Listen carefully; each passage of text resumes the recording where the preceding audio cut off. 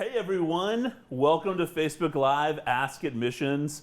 This is specifically for high school counselors. Now we understand you may just be scrolling Facebook, trying to find something to do. We particularly want to talk to high school counselors that are out there in the state of Georgia, outside of the state of Georgia, any high school counselor. So this is really a session for you. But if you're not, if you're a prospective student, if you're a parent, you're out there, you're an uncle, an aunt, doesn't matter to me, and you want to ask a question, please feel free to ask a question as well. But this will really focus on high school counselors. So my name is Jordan Stevenson. I'm the Director of Student Recruitment, and I have some special guests with me today. One you're used to seeing quite often along with me. The other one is pretty new on camera, but she's been speaking from her microphone behind the scenes, but we brought her out front today. So why don't you all introduce yourselves? Yeah, my name is Jacinta Lester. I'm the Manager of Admissions for Special Populations. I'm Meredith. I am the Senior Associate Director of Campus Visitation, which means that if you come on a campus tour or an open house or an accepted student day, that falls under me and my team, so we can't wait to host you soon. So we're here in our hospitality suite. That's what you've seen, some changes in the set from the normal Ask Admissions on Facebook Live. And this is the hospitality suite. It allows us to really properly socially distance ourselves from each other. Matter of fact, I haven't seen them all day until right now. We came in the room at different times, but so we have gotten nowhere near each other. But so we're all here in the hospitality suite, which is within our convocation center. Our really cool basketball arena, volleyball arena, athletics is housed in here. Lots of really cool stuff goes on in here. So I can see the basketball court right at my right, and it's awesome. But we're excited to be here today in a little different place than normal and to talk about the different things that are going on at the institution.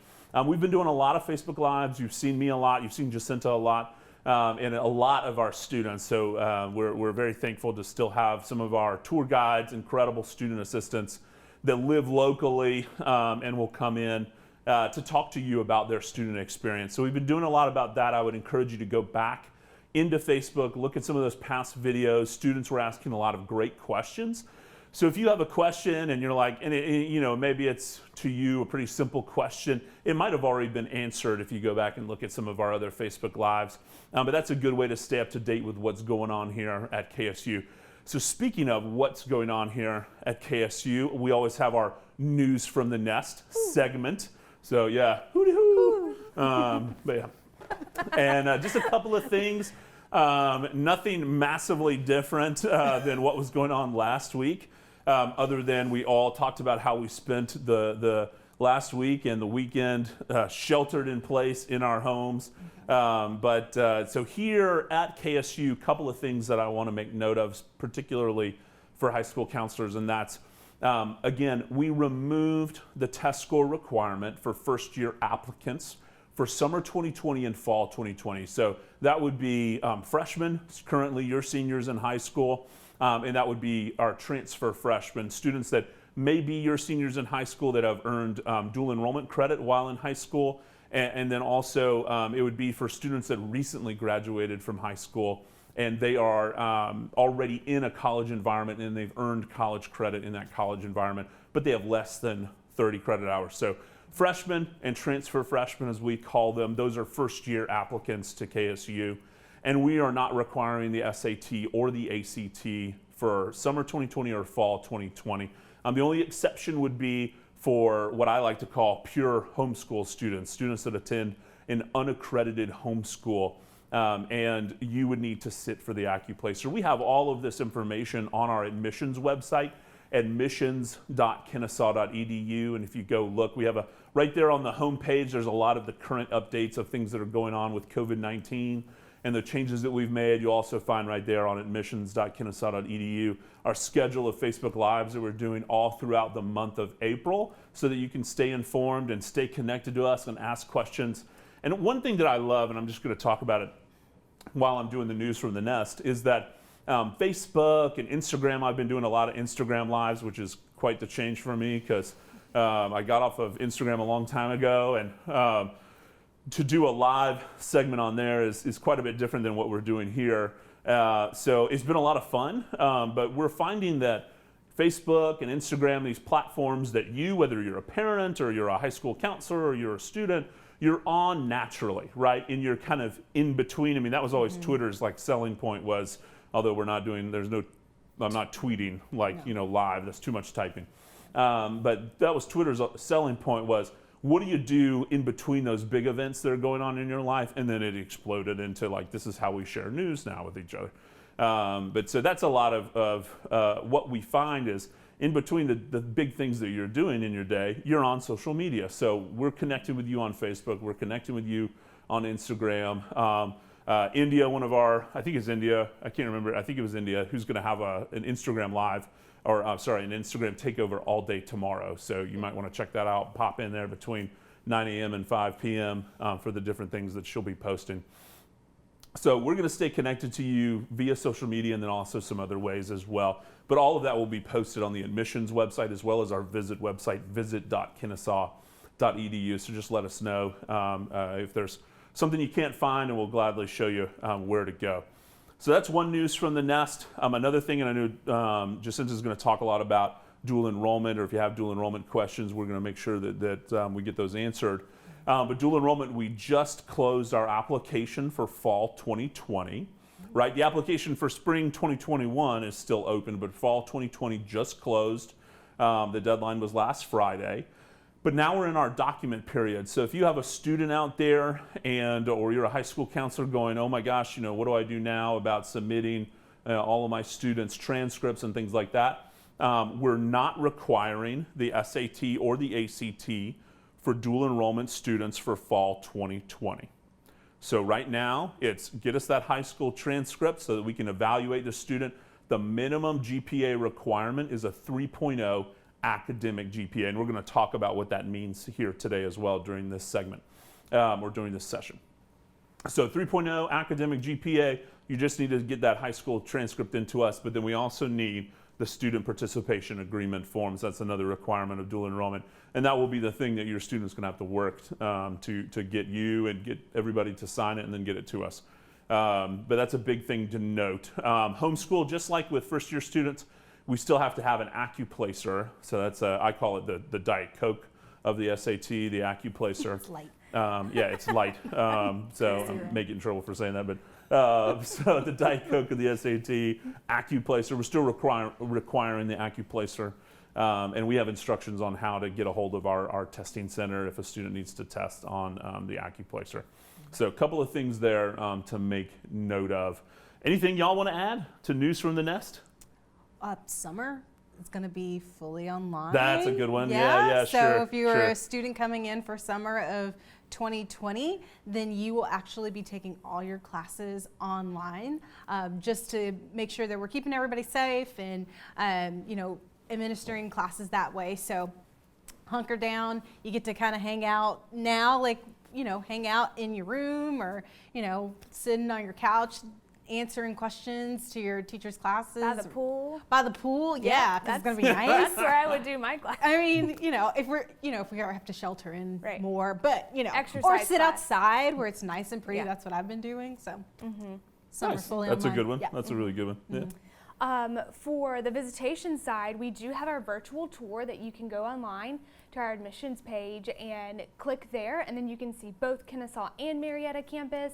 You can see athletic facilities and just dig in more. Unfortunately, since you can't come on campus, it is live. It's beautiful. Go and see it. You can ask us questions, but we'll have our Instagram lives and our Facebook lives that you can ask more questions that way. And as soon as we have tours up and running, we will let you know. Yep, perfect. Awesome. So if you've got questions out there, then put them here in Facebook and we're going to answer them for you. It's a little different setup today. So Meredith's over there. She's running the computer and she'll be looking at the questions and calling them out. So you actually get to see the person shifting through the questions, trying to figure out, who's up first. But it's just a little different look, but hang tight with us and we'll make sure we answer your question. I do want to say if we're not able to get to your question live, well, we will go back and answer your question later on. So I do want to make sure that that's known as well. Yeah. Well, we've got some questions. Are y'all ready? Yeah. Let's go. Let's go. We've had a few questions about the graduate school, so I've already posted the link to the graduate school page to ask them more. contact them. I know that there were some about certain programs. I just posted the general site so you can dig through that, but they are there and ready to answer any of your questions. And I want to say something. I mean, it's not we are Sweden when it comes to academic programs, right? So we're here and exist for you, and we have programs that you're interested in. But I want to note a very hot program right now is our Master's in Computer Science. So the MS in Computer Science, it's going bingo, gangbusters. So don't delay your application now. We don't work for the graduate school. The graduate school has their own admissions office here at KSU. But I know because I'm looking at the back-end data that that's a very hot program right now. So don't delay on that application. Same thing for our MBA programs. Don't delay on those applications. Get those in. Shout out to Dan. Yeah. Yep. What up, Dan Audia? Okay, so we just have a clarifying question. Cool. So my child was accepted for fall 2020, Yay. but should she go ahead and apply for spring 2021? How does that work? Do you apply for one semester and you continue, or do you have to reapply for each semester? Or I'm going to read a little into it too, and this person can get on there and add more to the question if they want, but they may be thinking if this whole COVID-19 still going on for fall, is it smart to delay the student start to the spring of 2021? So we'll answer all of those.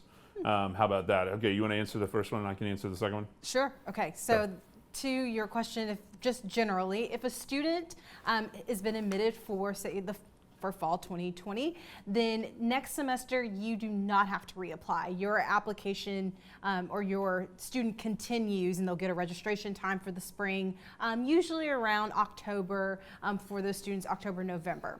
If by chance, say you did not attend for fall 2020 and then you decide, you know what, but I still want to come to KSU, then yes, you would have to reapply. But typically, no, you will continuously get a registration time each semester, so you're not having to reapply. And I know a lot of times on your acceptance letter, it'll say your application's only good for the term you apply for. And that just means that you have to attend, you have to enroll, you have to complete the semester for you to continue on into the next term without having to reapply. And I know that usually I get that question often when they get their acceptance letter, so I'm assuming that's probably what you were saying too.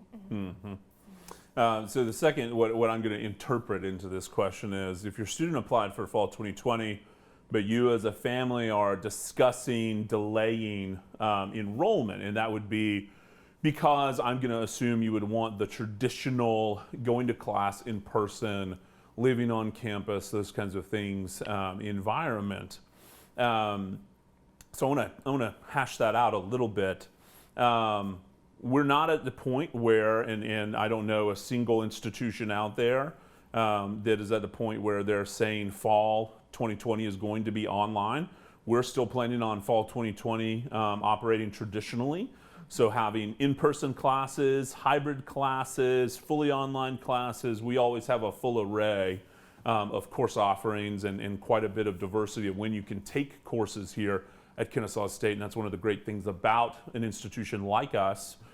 Is that we are well suited to serve anyone, any type of student, whether you be a traditional 18 to 23-year-old student, or you are an adult learner and you're looking to come back to school and finish a college degree, or maybe start one for the first time, or just a regular transfer student that's coming to another either 2-year or 4-year environment. They're coming from a traditional environment to our environment. So for me, and I was having a conversation with a couple people this morning, virtually, right?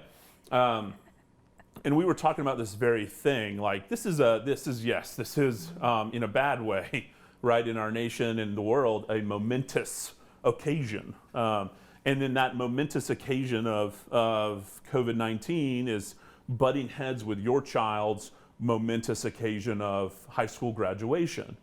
And it's tough, I think, particularly for, as we've had a lot of conversations with our tour guides who are seniors, and to see the emotional toil that it's taking on them to have really that second semester senior year experience really yanked out from under them because of COVID-19. It's the same thing for your student if they're a senior in high school, second semester. So part of what we were discussing this morning was, we get that you would want to start and be in traditional in-person classes, but also there's a side that why would you delay your entrance into college? Because by delaying your entrance into college, if it's just even to take a semester of online courses, and have a slightly non-traditional beginning to your traditional four-year college experience, why would you delay that to a future term, to a spring term? None of us have a crystal ball, so none of us knows what's going to be happening right now in the fall as well as in the spring of 2021.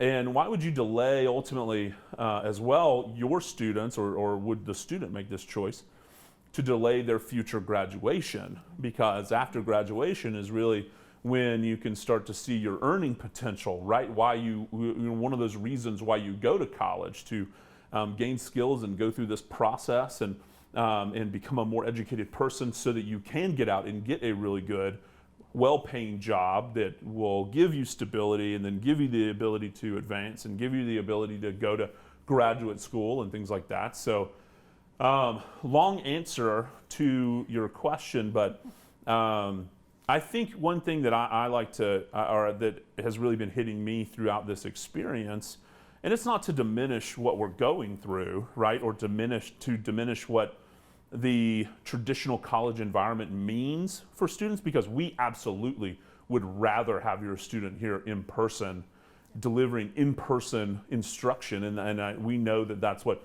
the majority of our faculty would rather do as well.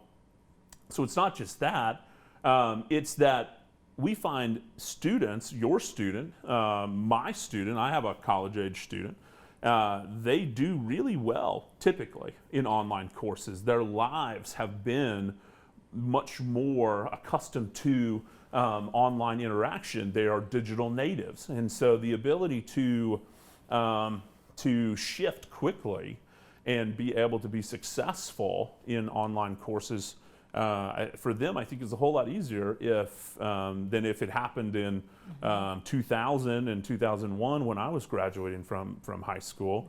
It would be a whole lot harder for me than it is for them. So we had dial-up at that time. That's right. Yeah. I was so excited to go to college because there was a faster internet connection. Yeah, I didn't have to wait for that. Sharing it. Did you have the cord you had to pull? You had to plug it in the wall and bring it all the way into your room? No? No. Okay. What? We just had one computer in one I'm space. older than both of you, so we had one computer in the house, Yeah. and No, it was plugged in. At college. I had to ask for that 60-foot long cord so it could go from my bedroom to the living room. Yeah, the Ethernet cord. Yeah.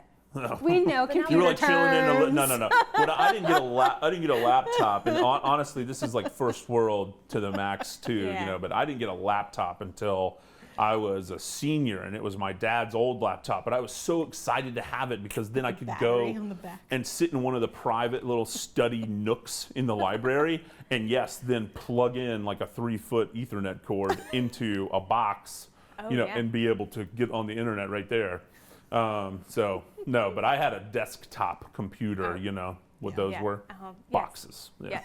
I saved up my money when I was in 5th grade, in 6th grade, and 7th grade, I guess, babysitting, so I could buy my own desktop.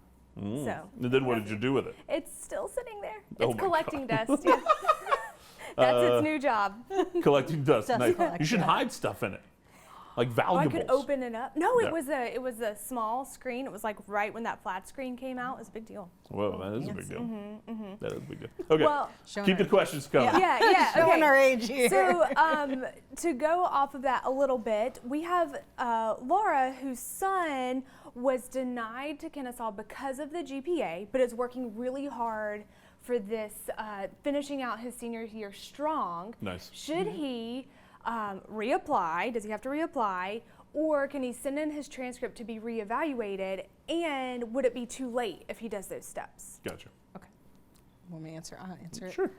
So, no, your student does not have to reapply. Students can submit updated documentation to us. So tell your son, keep going this semester, finish out really well after graduation or after the semester and for graduation. And then once he's completed those courses with those amazing grades, then send us that transcript and then we will reevaluate and he'll be put back into queue. So you guys don't have to do anything other than submit a final high school graduation transcript. It is not too late. Most high schools are going to probably release transcripts around May, beginning of June, but maybe the high school counselor can release it a little bit earlier. It just depends on the school, but feel free to, hopefully we're back up and running. He can bring in that transcript and we can look at it from there, but no, it's not too late. You don't have to reapply, just send us an updated transcript. Great. Yeah. So we have some shout outs. Nice. Yeah. This is exciting. We like it. We have Lisa from Savannah. I Hi, hope you're Lisa. doing well in Savannah. What up, Lisa?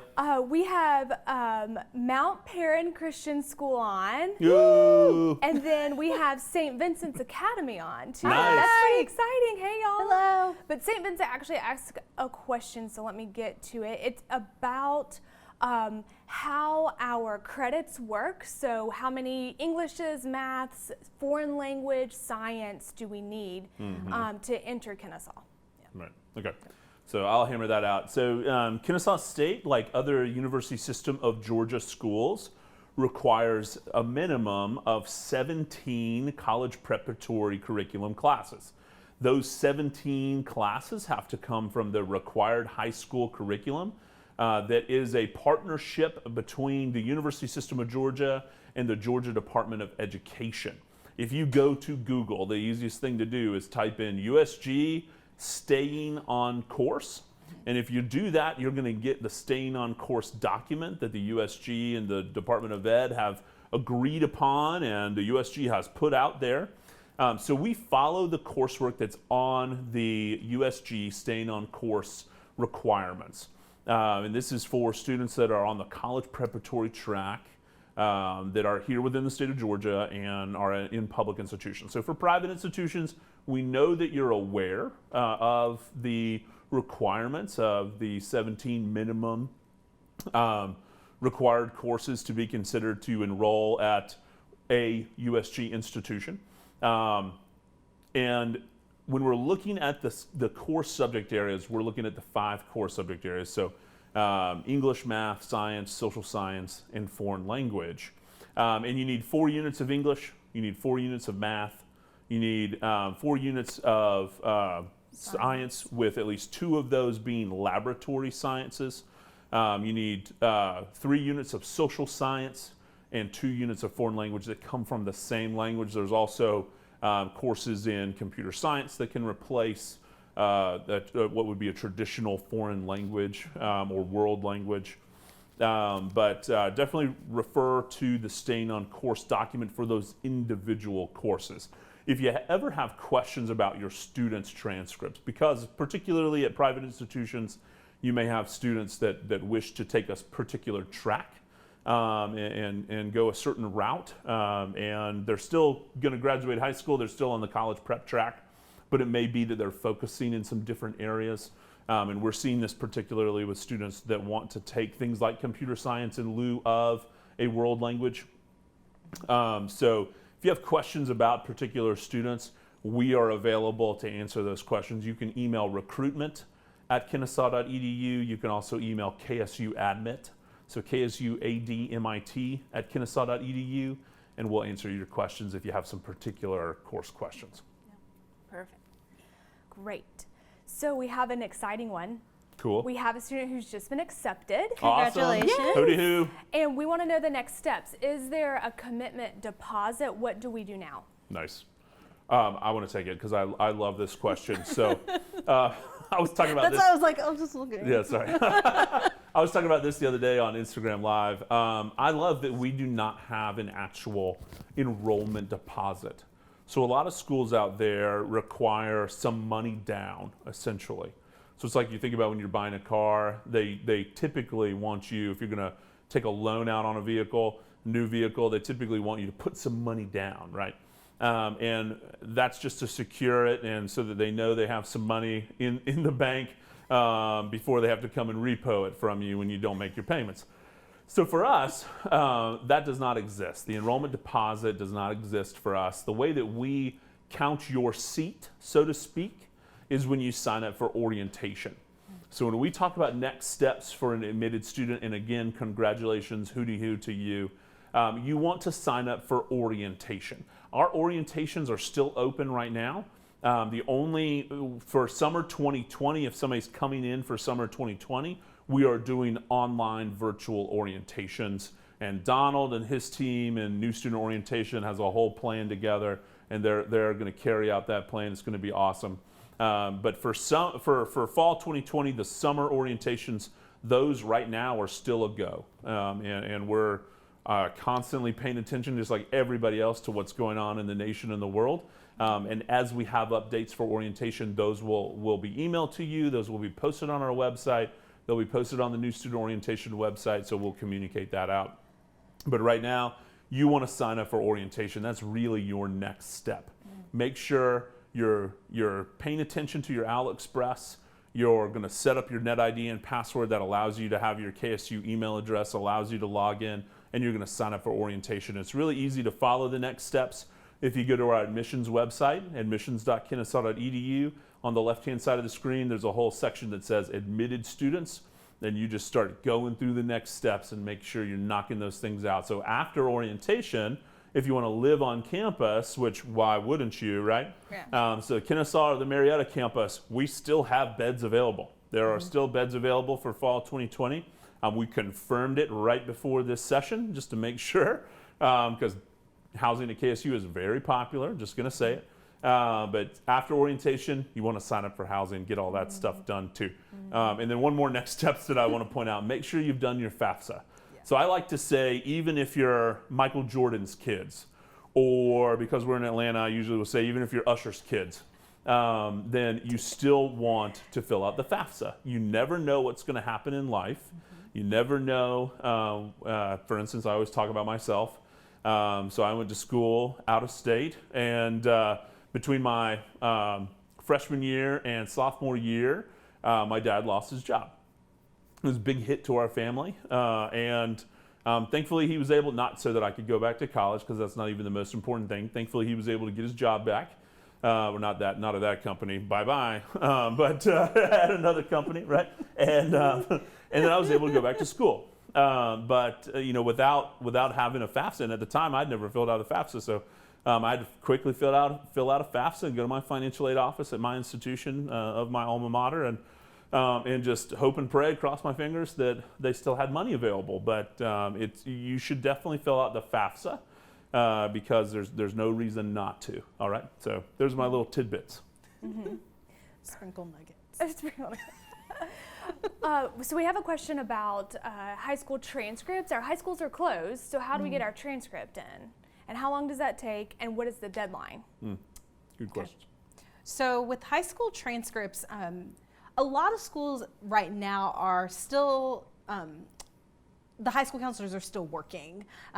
So shout out to you guys who are still, answering emails, answering phone calls, getting in those transcripts. Just shout out to all the high school counselors, because I know with dual enrollment specifically, you guys have been amazing. So shout out to you guys. But for the high school transcripts, you guys can request transcripts through Georgia Futures. A lot of your counties, your high schools use Georgia Futures to upload an electronic transcript. Also, schools use Naviance or Parchment to send out high school transcripts. So electronic transcripts will get to us usually within about 2 to 3 business days. We'll download those, so that's probably the fastest way.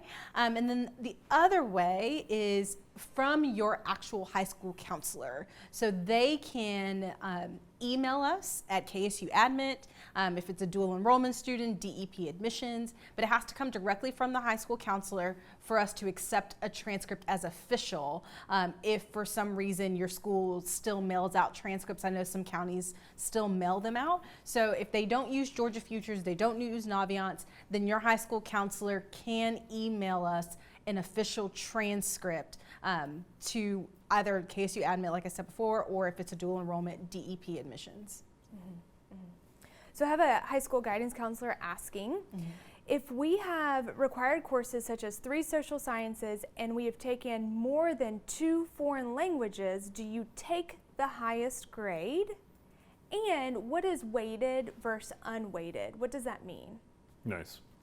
I'll answer this. Okay. Okay, yeah. And sometimes we need to let Meredith answer some questions. Y'all are because, doing a great job. I mean, she doesn't just need Y'all to just read take off it. of Facebook. Hey, we're having fun over here. I do like how this is working out. So, okay, two-part question. Okay, let's talk about how we consider weight or added rigor, and then let's talk about if you take additional courses in the subject area, how does that play into the actual academic GPA?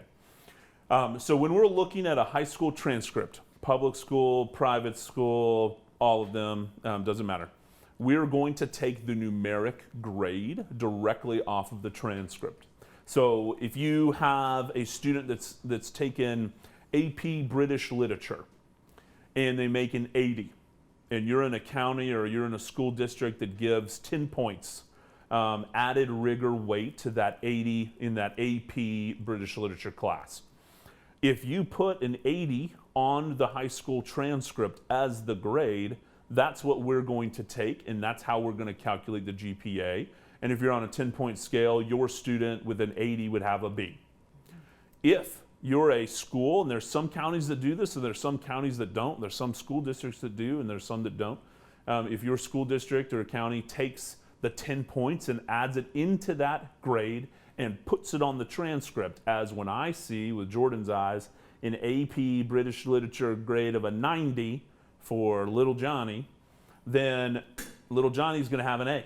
Little Johnny would have a 90, right? So that's going to be an A on a 10-point scale. That's how we calculate the academic GPA at KSU. So we take what the high school, the county, the school district deems as most appropriate in how you award grades on the physical transcript, and we will take those grades directly off to build the academic GPA. So again, we're looking at the 5 core subject areas, and we're taking each numeric grade, and that's how we're going to build up the academic GPA. Second part of the question, if a student, I like the foreign language one because that's usually what we see is, like for instance, you wouldn't know by talking to me, but I took 3 units of Spanish in high school, and I'm just a terrible student, so sorry. Yeah. But was back in the day. Try a whole lot harder now. And so if you took, let's say, 3 Spanish units, full Carnegie unit, then we can do either thing. We can take all 3 if it's going to help the students' overall GPA. And so let's say they were just a fantastic Spanish student, unlike Jordan. My Spanish name, though, in high school, now I have to share it, was Queso Grande. So pretty cool. Big cheese. Senora. It's Did y'all know that? Cheese. Have we ever talked about that? I still love cheese. Senora Vasconcelos, hola. ¿Cómo están? Hey, she's still kicking. Did you bring cheese to class, like queso to class to share? No, I did not. Oh, I ate it before I got there. Okay. So, and then my buddy, his name was Pájaro. So there you go, little bird. But anyways, his last name was Bird, so it makes sense. Oh. But Senora V, as we called her, this was at Walton High School. She's now teaching, I think, in Oconee County. But used to see her in Target all the time. Anyways. She hasn't commented yet. So. No, it's only a matter of time. If you know Senora Vasconcelos, get her on here. So I want to talk to her. But I went to Spain with her. She's from Spain. She was super cool. Anyways, long story short, can't go to Spain now. But so we would take if you made A's in 3 units of Spanish. We're going to use those in your GPA calculation because it's going to ultimately help you out. If you have a student that made an A, a B, and a C, then we're going to take the highest. We're going to take the A and the B because the C is going to end up hurting a student, and we're only looking for the 17 required high school curriculum courses. So hopefully that answered in the longest way possible your question. Well, we had a shout out from someone from Oconee, and Laura said, Oconee rules. So there you go. Yeah. Woo, Yep. They were listening. Nice. So here's a question I'll answer since I wasn't answering questions. Brianna asked about immunizations. Does she need to turn them in even though she's a Georgia resident?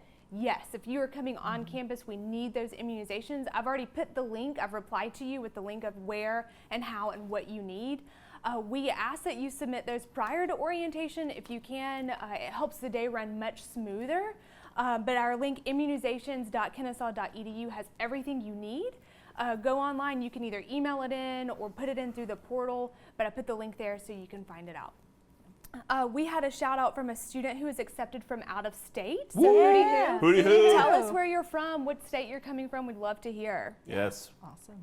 Okay, so, your Spanish teacher has retired, it looks like. What? Just retired. Just I for figured. North Oconee High School just See, retired. memory like an elephant. But I actually did my study abroad to Spain, to Madrid, with Kennesaw, which is great. So when we're able to fly and do your study abroad, I highly suggest it. So I'm gonna hijack the conversation to do that. Please do. So it was between my junior and senior year. I went to Spain as well. I was there for 5 weeks, and I minored in Spanish. So I completed 2 of my courses while in Spain. We stayed in Madrid in a colegio, which is kind of like a dormitory where other students stay, which was fantastic because we were in the middle of the city. Everything was walking distance. We also did excursions to other either cities or continents. So I was able to go to Salamanca, which was beautiful. The towers and the cathedrals were just unreal. But a really neat part was we were able to go to Morocco. So I was actually able to go to Africa and see and experience what their culture is like. And we were able to taste the tea that they're famous for, see the ocean over there. And it was one of the excursions that was over the weekend. So a neat part of our study abroad program is it was part of my tuition, which I was a Hope Scholars recipient at the time, and they worked in how to get scholarships within study abroad. So though I went for 5 weeks, the only things I had to pay for was the flight there and back, and then any souvenirs I brought home. And we were actually there when Spain won the World Cup. Wow. So we were in Madrid, in the city, and we were celebrating with them. It was a fantastic experience. I bet. That's awesome. So if you're thinking about study abroad and maybe you've never thought about it, I highly suggest putting it as part of your college career. We actually have a campus in Montepulciano, Italy. And you can go there, whether it's with honors or maybe you want to do the engineering or the architecture portion, or maybe you want to go and see what Italy is like. Highly suggest it. It's a beautiful campus. I'm not sure if anyone's ever seen the Twilight series. I might be showing my age a little bit, but there's a in the second movie, The New Moon, with Dakota Fanning, also from Georgia. They filmed it right outside of our campus, so you'll see the clock tower. It was a fantastic experience. So highly suggest hopping on the bandwagon of studying abroad if possible. Nice. Awesome. All right, so we've got, we want to know about deadlines, and we might have touched on it for summer and for fall. Has any of that changed? You want to hammer it? Sure. You good? So the deadline, you guys might have to help me with this. So Yeah, sure. our transfer freshman deadline is June 1st. So To apply. So make sure that if you are still, deciding where am I going to go to college for fall of 2020, where's going to be my home, then you still have time to apply to KSU. So June 1st is our deadline. And then, of course, we've extended our document deadline once again just to help you guys, especially if your high school is closed and you can't get certain documents to us. Then that deadline is June 15th. Am I correct? Maybe? I'll put the deadlines in. Yeah, we'll put the 13th. deadlines in, but It's like the second week of Second June. week, yeah. 12th, 13th, 14th, 15th. It's around somewhere that in time there. frame. Yeah. So make sure that It's you document. make sure you getting your document deadlines. But the earlier you apply, the better. We always tell students that even though it is it's April. My goodness. It's the 6th. It's April Wow. 6th. Even though it's April, you still have time to apply to KSU. So June 1st for our freshmen and transfer freshmen. For our dual enrollment students, that deadline has passed, which was April 3rd, but we are still accepting documents, so your high school transcript, AccuPlacer scores, SAT scores, or ACT scores that are just being scored from February, as well as student participation agreement forms up until May 6th. And then for our transfer students, our deadline, and I think that's probably where that June 15th is coming into play in my mind, for our transfer students as well. So make sure that you get those documents into us for fall 2020. But we're going to be, and I'll just echo what Jacinta's saying with a little bit of information, we're going to be flexible with you. We realize this is I've been using the term unprecedented, and I think a lot of people have. It's not necessarily unprecedented, it's just such a strange experience that we're all going through right now, that we have not experienced something of this type, right? We've experienced something of this magnitude, but the way that COVID-19 has wrapped its tentacles around everything that's going on within the United States and within the world, that it's keeping so many different things from being able to happen. So we're going to be flexible with you because we recognize that we're all working and living within this new situation.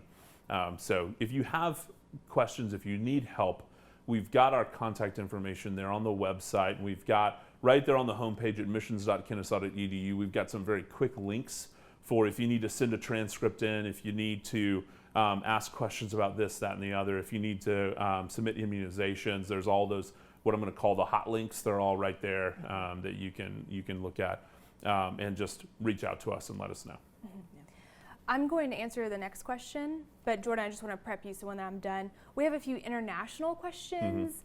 Just kind of let us know where they are about applying, how documents are going to come in, things in that nature.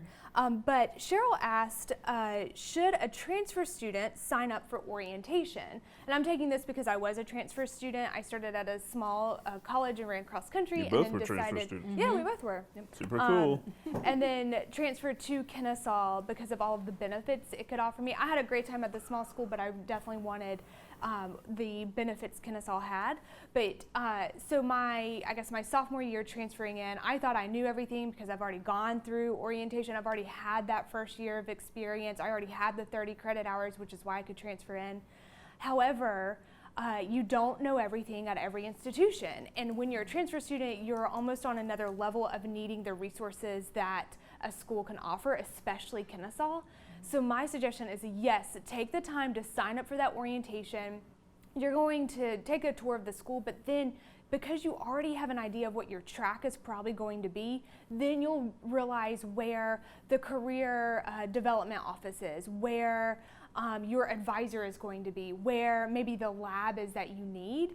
And you can find all of that out during orientation, so when school starts, you're ready to hit the ground running. So highly suggest signing up for orientation. I know they're on here commenting, so I'm sure they've already put the link as well.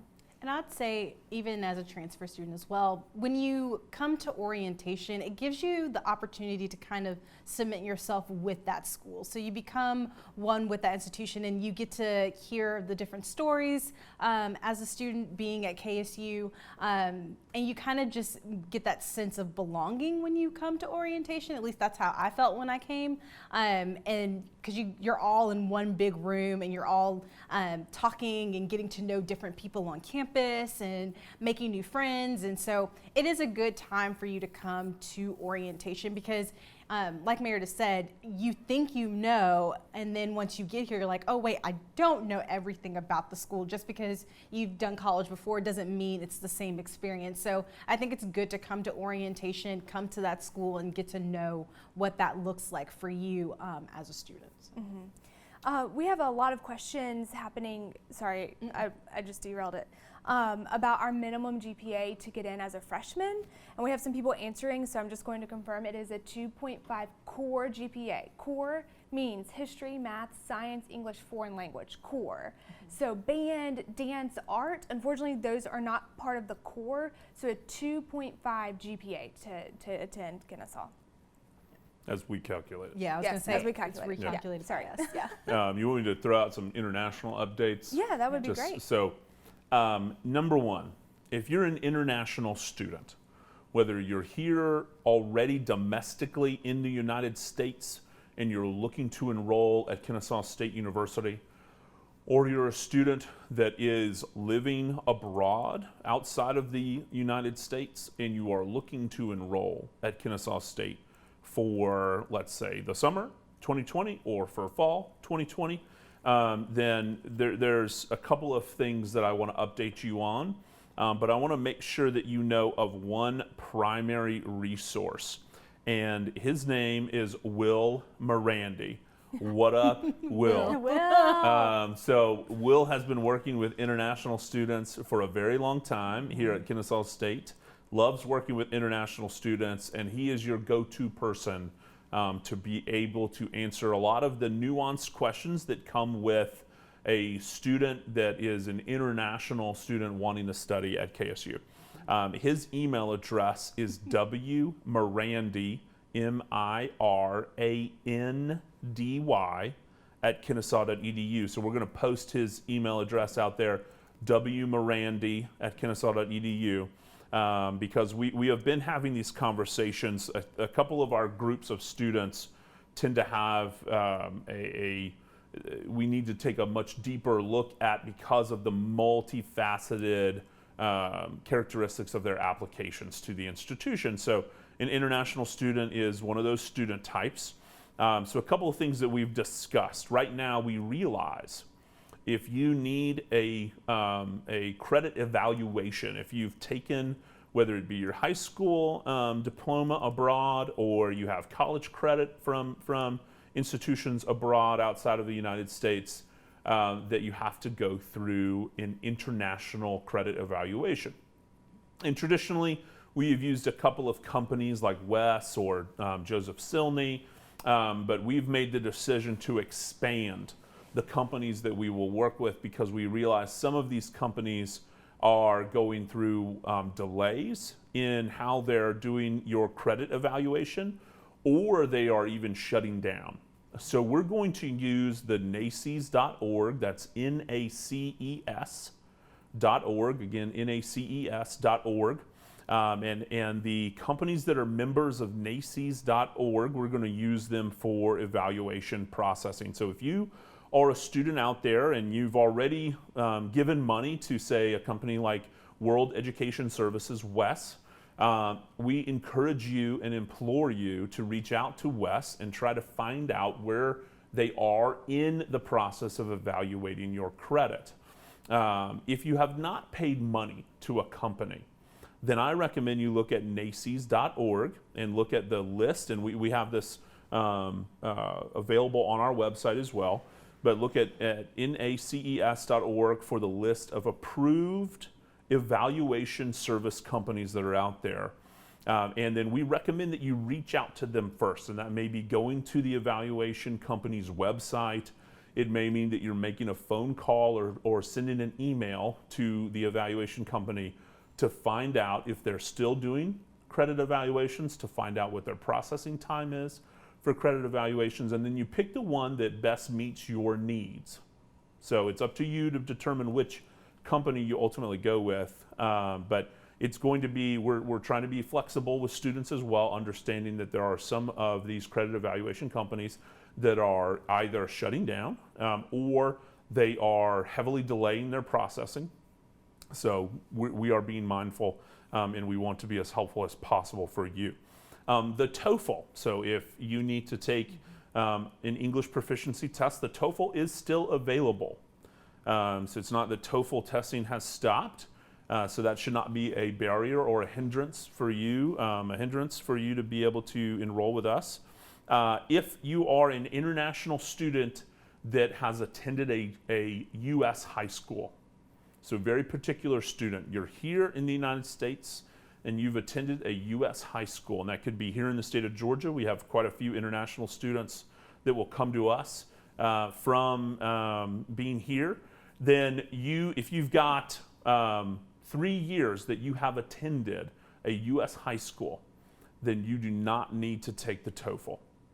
So that's a little bit of a change for us, but if you have 3 years that you have been here in a U.S. high school, you do not need to take the Toefl. If you've only been in the United States for 2 years in a U.S. high school, we're still going to need for you to take the Toefl, okay? And I giggled a little bit because our athletic director, Milton, is in the background outside of this room taking pictures on his phone while we're doing Facebook Live, so it's kind of funny. I wish, hey, what's up, Milton? So might as well wave to him, but there you go. So that's a little bit of an update as well. We're still admitting F1 students for the summer, even though summer is going to be online only. So if you're an F1 student and you're here within the United States, then please go ahead and apply to KSU if you've yet to apply to KSU. If you're outside of the United States, you're still welcome to apply to KSU. We have been in communication with the U.S. State Department, and students that are outside of the United States that would be traditionally on an F1 visa, you may take online courses with us over the summer right now because of COVID-19. So there's a couple of things that I've got that are fresh off the press for international students. But again, if you have questions, please reach out to Will, because he's going to ultimately be your best resource when it comes to international requirements and the ever-changing environment we find ourselves in. Yeah. Great. Well, I have an easy question, Jacinta. Okay, I'm ready. Lawful presence verification. Okay. What is it? Do we need it? Is it part of your application process, which if I don't turn it in with my high school transcript, do I still get a decision? Things like that. Okay, so lawful presence, I'm not going to go into like a lot of deep history about lawful presence, but any student that is applying to a university system of Georgia has to prove lawful presence here in the state of Georgia.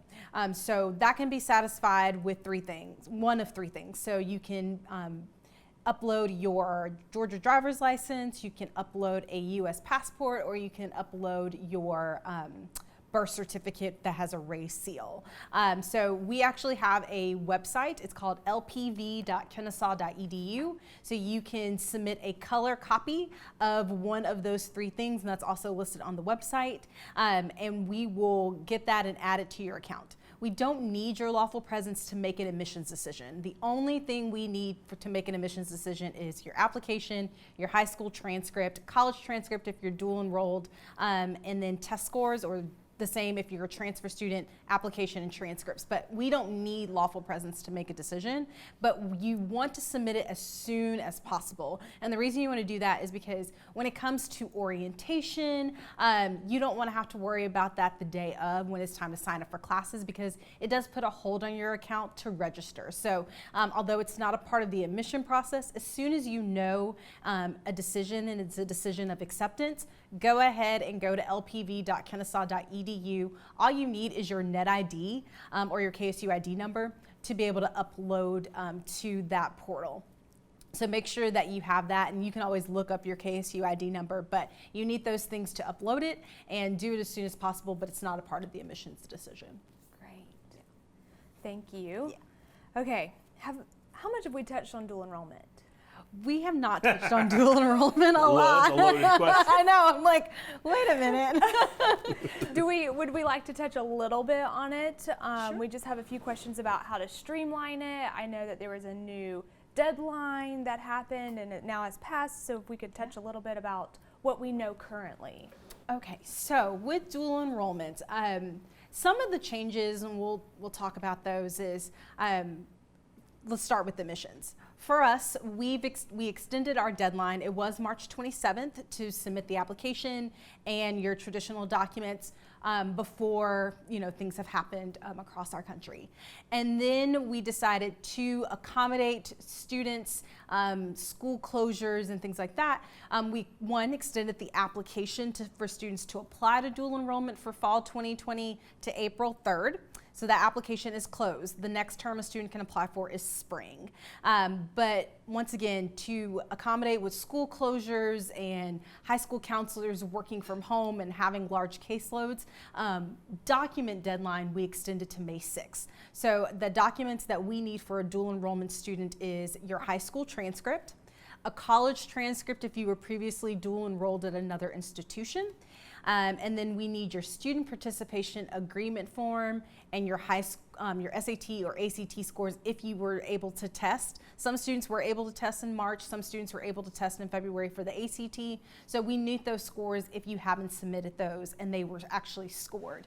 And then of course, if by chance you're a homeschool student and your courses are unaccredited or you go to an unaccredited homeschool, then we need the AccuPlacer.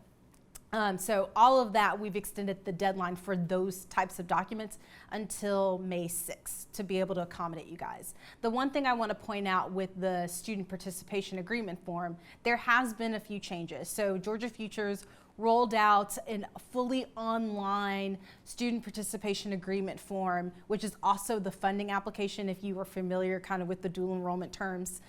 So that is all one document. But because of our institutions being able to see, your high school counselor being able to sign off on the student participation agreement form, we have decided we are still collecting the paper forms. So if you're on the dual enrollment website for admissions and you're looking at our requirements, we still want your paper participation agreement form. We still want your advisement form sent to us by electronic, so you can scan it, you can email it to depadmissions@kennesaw.edu.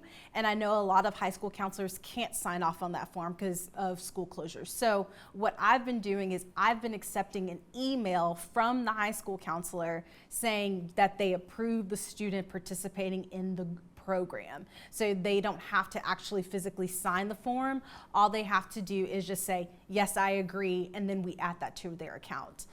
So our hope is that in late April, early May, that the portal is working for the institutions, so the colleges that are doing dual enrollment, as well as the high school counselors, that will be uploaded and we won't have to worry about the paper forms. But right now, we're still asking for the paper form. So high school counselors, if you cannot sign it, please send us an email at depadmissions@kennesaw.edu with your student's name saying that you approve that they are going to be able to participate. And then the students, you need to fill out that form and you need to have your parents sign off on it as well. Scan it, upload it to depadmissions@kennesaw.edu so that way we can add that to your file.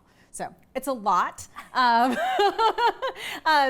if you have very specific questions, please email me because that way I can speak to your file more individually. The same thing for my high school counselors. If you have questions about transcripts or where my student is, feel free to email me directly. Yeah. Cool.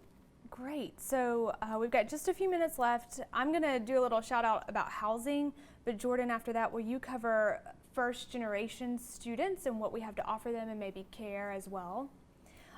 So I am from the county up, from Cobb County, Bartow County, and didn't know if I wanted to live on campus. I was so close to home. It was 20 minutes with traffic from my mom's front door to my classroom. So I was able to live on campus, and I had to my first year at the other institution and ended up loving living on campus. I had my own room and my own bathroom here in the village on the Kennesaw campus. Then we had a fully furnished kitchen and living room. So it came to light that I did not know how to cook except for macaroni and sloppy joes. But I had my own washer and dryer as well in my unit, which was fantastic. And it was the first time I had ever had a full-length mirror. And I know you can't really tell right now, but I'm 5'1"3/4", so my whole life I only knew what I looked like from here up. So it's a fantastic experience when I moved into this residential hall. So you got two mirrors. I was to put going to say, them this together. may be a separate conversation Right, well, we have to have. We'll talk about that. My mom's, Okay. my mom's on here listening, so we'll see. My What up, roommate, my roommate was from Barranquilla, Colombia, and it was so fantastic to experience what her life was like and her culture. And I mean, the truth is she cooked and I cleaned, but I got to taste all of these dishes from there. So if you're on the fence about living on campus, I highly suggest it if you are able to. You have covered parking because of the parking deck, and it's just so accessible. And my grades went up because I was on campus and had so many connections as well. But Jordan, if you want to take it from here, we've got just a few minutes left. Yeah, so I would say this for first generation students as well as any other student that's coming here to Kennesaw State University. I think one of the things you get at an institution like we've set up our institution is we have caring professionals across the board. So whether you're starting here in admissions with us, when we hand you off to orientation, Donald Coleman and his incredible crew, we have awesome people in housing that are here to help you out. And then we've got great programs that are within the institution to keep you engaged, to give you the resources that you need to be successful. So whether it's groups like Thrive, who help you keep and maintain the Hope Scholarship and Zell Miller, it's groups like CARE, who are here for our housing insecure students, food insecure students, for our foster care students, if you've been through the foster care system, to give you resources, to give you the people that you can go to, or if you're a veteran or an active duty service member, we've got our Military and Veteran Services Office. We have so many different entities within the institution that are here to support you and to support your development. So if you're coming in and you're a first generation student and you don't really have that network of support from home, of people that have gone through this experience before you, we want you to know that when you get here, and I love that our president says this all the time, I absolutely love being in an institution that has a president that truly puts our students at the center of what we do. She always says that each and every student is the center of our universe. So when you come here, you are an individual within an institution that has a lot of resources, that's very big, that has a lot of things that you could study, and an incredible place to study. So being in suburban Metro Atlanta with all of the access and the resources and things that you need, like career planning and development that will help you get plugged in while you're a student, getting internships, and then getting you out and be job ready or prepared to go to graduate school. So we have so many different entities here to help you be successful. So we just want you, and we hope that through these kinds of sessions that you grow to trust us. I've been doing this for 15 years, have sunk my life into it, have put a graduate degree and hopefully another one before too long behind it. These two people here have done the same thing, and we all have our masters in higher education from the same institution that shall go unnamed right now. But you know, we are here working for you, and it's not just because we want a paycheck. That's a nice thing, but it's because we love what we do. And so many professionals across this institution are here because they love what they do, and we get to work with students, which is so cool. It's an incredible job to be able to support students. So you're going to come to an environment that is supportive of you, no matter your student type. And we just want you to come here and trust us. Mm-hmm. So we've got a few shout outs and then I think we're done. Okay, awesome. So Ron Day gave you a shout out. What up, Ron Day? And so did Anna from Career Planning and Development. Good job. Awesome. My special one for me is a former sorority sister who was on listening. So nice. Hey, Jamie. But the best one is Colin. Colin's on watching us. Colin, what up, buddy? Colin is graduating. We're so excited. And Hooty mechanical hoo, engineering and has been a tour guide since the dinosaurs were here. So we can't wait to see you again. We miss you. We do. We miss you a lot. Even if you are Canadian, we miss you. But yeah, okay. So just a little awkward moment for everybody. We have enjoyed spending time with you. I'm so thankful to these wonderful individuals that are here with me today. And we just want you to know that we love you and we care for you. So please reach out to us. Let us know how we can help you. We are here for you throughout this. Not even, we were here for you before this crazy time that we find ourselves in. And we're here for you now and as we move forward. So if you, especially big shout out to all of our high school counselors. Yes. We know that there's a fair number of you that are on spring break, but what is that right now? And also, what is spring break to a high school counselor? Because I know y'all are working 24 hours a day, 7 days a week, 365 a year. And we thank you for the service that you do for your students, for your schools, for your communities. And we know that you have a really big job that takes a lot of time and a lot of effort and a lot of heart. So we appreciate you for what you do. And please, please, please let us know how we can help you. That's been one of the things that I know for these two people as well as me. We've always wanted to partner with high school counselors. We're not here just to take from you. We're here to partner with you to make the college going process better, to make high school more endurable for your students, right? And help them transition better to college and be successful when they get here to college. There's nothing like college and nothing that can change someone's life quite like college can. So we just want to be here to support you in this effort as well. So thank you for what you do from the bottom of our hearts. We always close with a hooty hoo. So you ready, allies? Socially distanced from each other. Hootie Hootie hoo. hoo. Oh. Go out. Go Just out. I didn't want to connect. I'll connect with you and just sit there. Yeah. Hootie hoo. Yeah. Hootie hoo.